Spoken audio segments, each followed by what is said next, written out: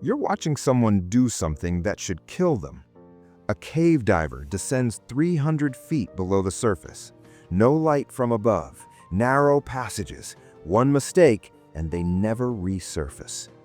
But here's what's strange. They're not panicking. They're not rushing. They're completely calm. Most people think this person is crazy, fearless, built differently. But the truth is scarier than that. They're not fearless. They're terrified, and they know exactly how to move through terror without dying. This skill, this relationship with fear and danger is not reserved for extreme athletes. It's a skill. And whether you develop it or ignore it literally determines the trajectory of your entire life. Today, we're breaking down Richard Harris's The Art of Risk, and I'm going to show you exactly how ordinary people build extraordinary resilience, how to stop confusing recklessness with courage, and most importantly, how to start making decisions that actually move your life forward instead of keeping you trapped in comfort that feels like safety, but is actually slow regret. Let's go. Part 1. The problem nobody talks about. Here's the problem. Most people live their entire lives running from risk. They see risk as something to eliminate, to avoid, to control away. And on the surface, this makes sense. Risk means danger, danger means harm, harm is bad. So avoid risk. Simple logic. Except it doesn't work. Because here's what actually happens. You avoid risk in your career, you stay in a job that doesn't fulfill you, you watch people you graduated with build companies, develop skills, and create impact. Meanwhile, you're still doing the same work you did 5 years ago, telling yourself it's stable. You avoid risk in relationships, you don't tell people how you really feel, you don't pursue the person you're attracted to, you stay in comfortable mediocrity because the risk of rejection feels worse than the guarantee of loneliness. You avoid risk in health. You know what you should do, you don't do it, because the risk of looking stupid at the gym feels more real than the certainty of declining health. You avoid risk in creativity. You have ideas, you don't share them, because the risk of judgment feels more real than the opportunity of contribution. And slowly, almost invisibly, your life gets smaller. Not dramatically, just inch by inch. The comfort zone shrinks, confidence erodes, regret accumulates. You reach 40, 50, 60 years old and realize you've been living someone else's life, the life of someone playing it safe. And safety felt like security, but it was actually just a slow surrender. This is the core problem The Art of Risk addresses. Not how to be reckless, how to build a conscious, intelligent relationship with the uncertainty that's woven into every meaningful achievement. Part 2. Why you've been taught wrong. You've been lied to about who takes risks. Popular culture shows you one image, the reckless guy, no plan, no fear, just action and consequences, the adrenaline junkie, the person without discipline, the person without intelligence. So naturally, you think, I'm not that person. I'm responsible. I'm careful. Therefore, I don't take risks. But here's what Richard Harris discovered by interviewing the world's most experienced risk takers: cave divers, extreme climbers, military operators, disaster survivors. The opposite is true. The people who operate in genuine danger are not careless. They're obsessively careful. A professional cave diver spends 300+ hours in training for every hour in an actual cave. They study equipment failure, they rehearse emergency procedures, they memorize tunnel systems, they dive with partners who know their limitations, they have backup plans for their backup plans. From the outside, it looks insane. From the inside, it's engineering, it's discipline, it's respect for consequences. Here's the crucial distinction Harris makes. Recklessness ignores danger. Skillful risk-taking studies danger. Recklessness says, I'm strong enough to handle whatever happens. Skillful risk-taking says, what could happen and am I prepared? Recklessness is impulsive. Skillful risk-taking is deliberate. Recklessness feels confident because it's blind. Skillful risk-taking feels nervous because it's informed. In everyday life, this distinction changes everything. Recklessness. Quit your job because you're bored. Skillful risk. Build savings for 6 months, learn a new skill, then transition while maintaining stability. Recklessness. Start a relationship because you feel a spark. Skillful risk. Move forward thoughtfully, communicate honestly, and build trust deliberately. Recklessness. Start a business because you have a great idea. Skillful risk. Validate the idea, build an MVP, test assumptions, then scale. The pattern is consistent. Recklessness separates risk from responsibility. Skillful risk-taking marries them together. Harris's first insight: if you want bigger rewards, you must accept bigger responsibility.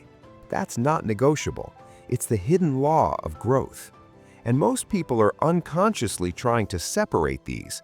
They want the reward without the work, the opportunity without the preparation, the advancement without the risk. It doesn't exist. Part 3. The hidden reason you're drawn to risk. Here's something fascinating. Humans are the only animals that take unnecessary risks. A lion doesn't bungee jump for the thrill. A hawk doesn't skydive, but humans do. Why? The answer is in our evolutionary history. Your ancestors lived in forests. They were safe there. Food was available. Predators were manageable. But something changed. The forests shrank. The climate shifted. Survival demanded leaving the forest, moving into open territory, exploring unknown land. This was terrifying, and it was necessary. Those early humans who sat safely in the forest, waiting for certainty, their lineage ended. Those who accepted controlled danger, who prepared, who scouted, who moved thoughtfully into uncertainty, they found new land, new resources, new opportunities. Their lineage survived. And that survival trait got encoded into your brain. You are literally built to take risks. Not reckless risks, intelligent risks, but the drive is there. It's why you feel called toward growth, why you get bored with comfort, why meaningful goals feel compelling even though they scare you. Your nervous system is literally wired to weigh possibilities, imagine better futures, and move toward them. This creates a funny problem in modern life. We've eliminated many natural risks. Food is stable. Shelter is guaranteed, comfort is available, abundance is automatic. But your brain still has that ancestral drive. It still wants stimulation. It still craves growth. It still seeks the edge. So here's what happens. If you don't direct that drive toward constructive risk, it redirects itself. Some people turn to destructive risks, substance use, self-sabotage, risky behaviors that feel alive but actually create harm. Others feel that drive and suppress it completely. They numb it, they medicate it, they convince themselves they don't want growth. But the healthiest people do something different. They channel that ancestral drive toward deliberate, meaningful risk. They learn skills, they build businesses, they have difficult conversations, they pursue relationships, they create things, they change identities. They take the hunger for growth and feed it with intentional action. Harris's insight here is subtle but profound. Risk never disappears, it only changes form. You choose which form. You can't eliminate the drive, you can only redirect it. Part 4. The real meaning of fear. This is where the book gets genuinely useful. Most advice about fear says one of two things. Either push through it, fear is weakness, do it anyway. Or respect your fear, if you're scared, it's a sign you shouldn't do it. Both are wrong. Harris interviewed people who faced actual life or death situations, and they all said the same thing. Fear is not the problem. Fear is information. The problem is not understanding what the fear is telling you. Here's how it works. When you feel fear, it's usually signaling one of three things. First, lack of preparation. You're about to do something you haven't trained for. Your nervous system recognizes this. The fear is legitimate. The solution is training. Example: fear before public speaking often means you haven't practiced the talk. You haven't stood in front of an audience. Your brain recognizes the gap between what you're about to do and what you've prepared for. The fear is accurate. The solution is practice. Second, lack of knowledge. You're facing something you don't understand. Your brain fills the gap with worst-case scenarios. The fear reflects real uncertainty. Example: fear about investing money often means you don't understand how markets work. You don't know what you're actually risking. You don't have a framework. The fear is accurate. The solution is learning. Third, genuine danger. Something about the situation is actually hazardous. Your instincts are detecting real risk. The fear is a legitimate warning. Example: a cave diver feels something is wrong with their equipment. The air tastes wrong, the temperature is off, something isn't right. That fear is their nervous system detecting data they haven't consciously registered. The fear is accurate. The solution is retreat. Here's where most people fail. Beginners treat all three types of fear the same. They hear fear and assume, "Don't do this." They avoid it. They retreat. They stay safe. Reckless people also treat all fears the same. They hear fear and assume this is weakness. They push through it. They ignore signals. They get hurt. But skilled people treat fear like data. They ask, what is this fear actually telling me? Is it preparation I'm missing? Then I'll prepare. Is it knowledge I lack? Then I'll learn. Is it a genuine danger? Then I'll retreat. This completely changes how you move through life. You stop asking, should I do this? You start asking, what do I need to do this well? That question has infinite possibilities. The first question has only two answers, yes or no, and most people choose no. Part 5. How calm under pressure is actually built. There's a myth about courage. The myth says some people are born brave. They don't feel fear. They remain calm naturally. The myth is completely false. Everyone feels fear. The difference is what you do with it. Harris spent time with military operators, pilots, and extreme athletes. He asked them, how do you stay calm when everything is chaos? And they all said variations of the same thing. I've already done this 1,000 times. Not for real, but in training. Pilots simulate emergencies that will probably never happen. Why? Because when the real emergency happens, your nervous system recognizes the pattern. The body responds instead of panicking. Soldiers run drills, the same drills, over and over. Divers rehearse failures. Equipment fails. What do? They know because they've practiced it. This is how calm is built, not through meditation or mindset shifts, through repetition. Here's what happens neurologically. Your amygdala, the fear center, is faster than your prefrontal cortex, the thinking center. In a novel, scary situation, your amygdala hijacks your nervous system. You panic. But when a situation is familiar, something different happens. Your brain recognizes the pattern. It pulls from memory. It knows what to do. The prefrontal cortex has time to think. So, confidence isn't some personality trait you're born with. It's a skill you build through exposure.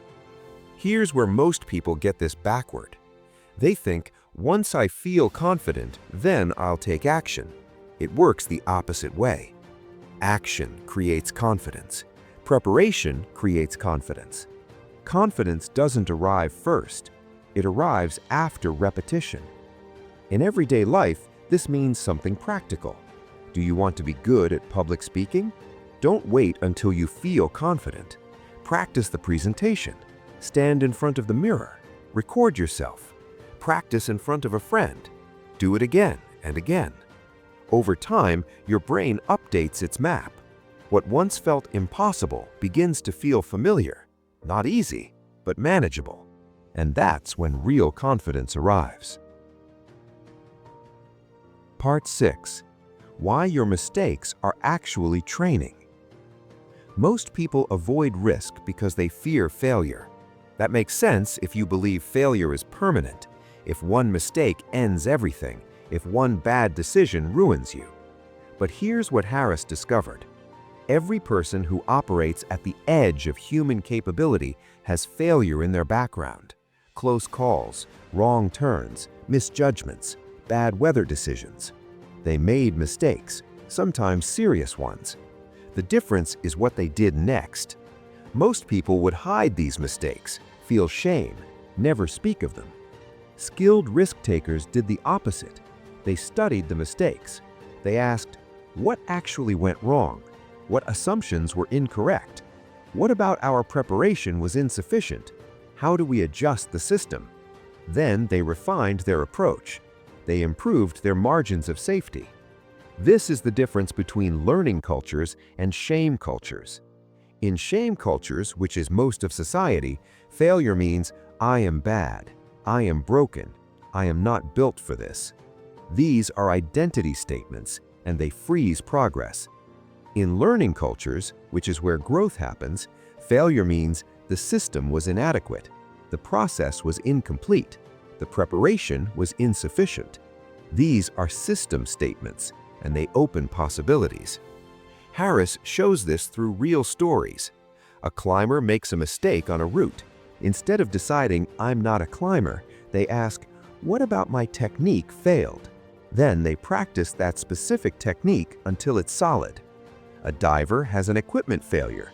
Instead of deciding, I'm not cut out for diving, they ask, what about our maintenance protocol failed? Then they build a better system.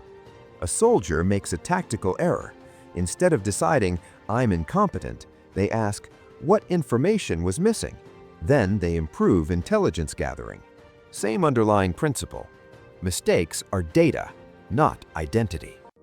This mindset shift changes everything about risk-taking in your life. You try something, it doesn't work. Old response, I'm not good at this. New response, what specifically failed and how do I fix it? You propose an idea. People criticize it. Old response, my ideas aren't valuable. New response, what about my communication wasn't clear and how do I improve it? You take a chance, it backfires. Old response, I shouldn't have risked. New response, what did I misunderstand and what do I know now? Same events, different interpretation. Different trajectory. Part 7. The power of knowing the difference. Here's one of the most important lessons in the entire book. It's so simple, it seems obvious, but it changes everything about how you approach life. Danger is the potential for harm. Risk is the probability of harm. They're different. This distinction matters deeply. A cliff is dangerous. For a beginner, the risk of falling is high. For a trained climber, the risk of falling is lower. The cliff didn't change. The danger is still there, but the risk decreased because of skill. This is why so many people mislabel situations as too dangerous. What they actually mean is, I lack the skill to manage this safely. Instead of building the skill, they avoid the situation. Avoidance feels like security. It actually just slowly shrinks your life. Growth requires skill. Skill transforms danger into a manageable risk. This has practical implications. You say, I can't leave my job, too risky. What you mean, I haven't built a financial runway or alternative skills. The risk exists because of what you lack. You say, I can't pursue that relationship, too risky. What you mean, I haven't developed communication skills or emotional resilience.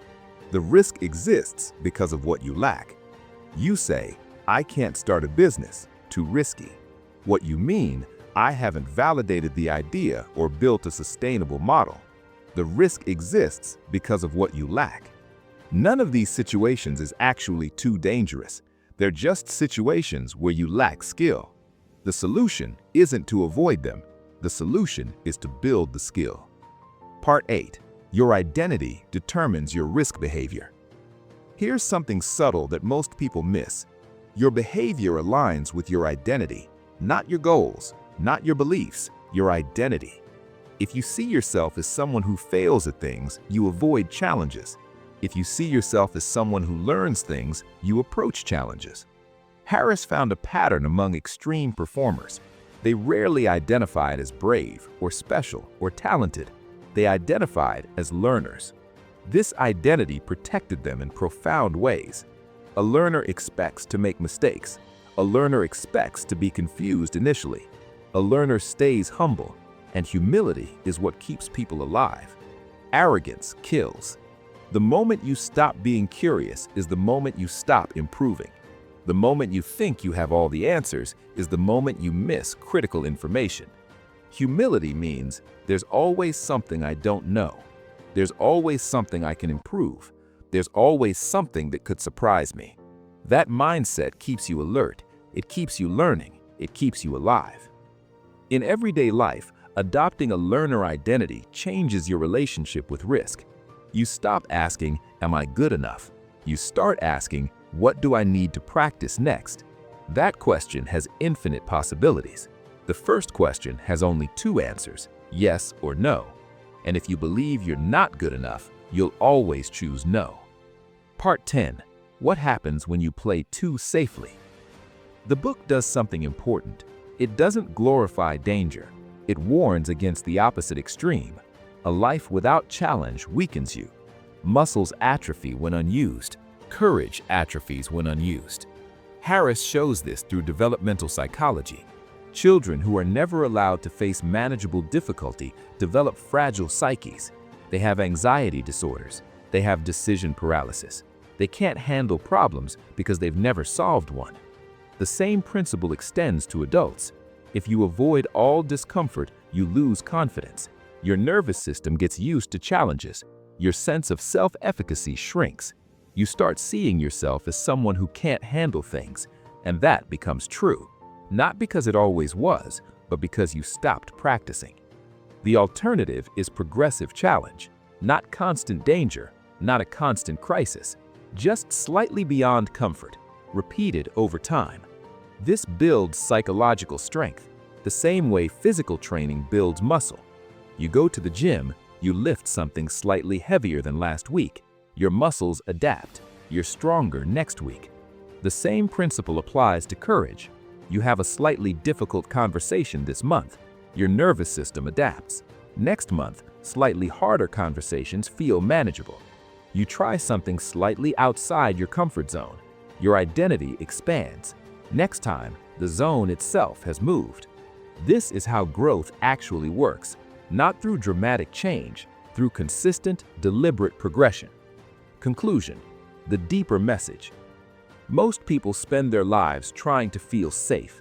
Safe from judgment, safe from failure, safe from loss. But here's the truth Harris keeps returning to. Safety is temporary. Control is temporary. Certainty is temporary. What lasts is your ability to move forward anyway, to prepare, to learn, to act despite uncertainty. Because life will never feel fully safe. Waiting for safety is waiting for a condition that doesn't exist. It's postponing living for a guarantee that won't come.